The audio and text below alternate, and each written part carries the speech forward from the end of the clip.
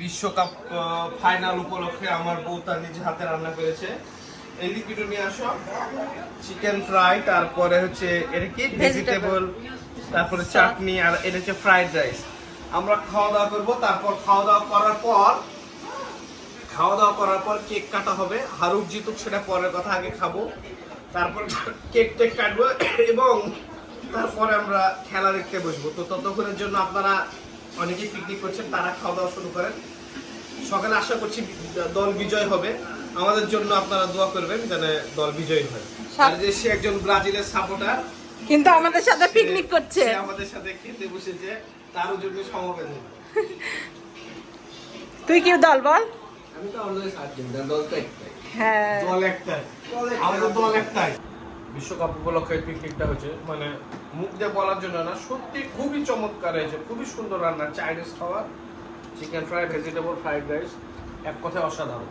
তারপর কেক কাটা হবে, কেকের ভিডিওটাও দিব। কে রান্না করেছে এটা তো বললাম না। তুমি রান্না করেছো, আমার বউ রান্না করেছে। দেখো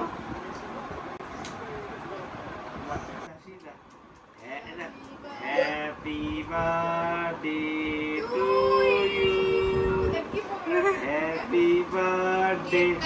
সিদ্ধার কোনো হ্যাপি বার্থডে না, আজকে ফাইনাল খেলা, তাই কেক কাটছি না। দিতে বলে খাও কেক খাও।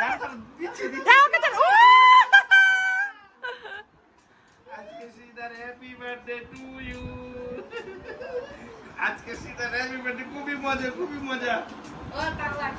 বলে আর্জেন্টিনা জিতবে, আর্জেন্টিনা জিতবে।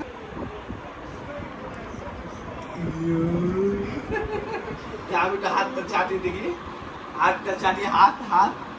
তুমি খাওয়াই দাও।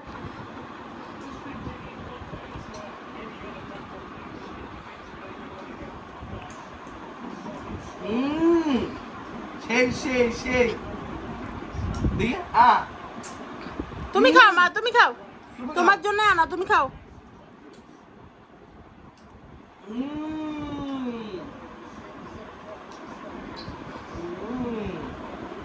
আমরা বাপ বেটি কেক খাবো।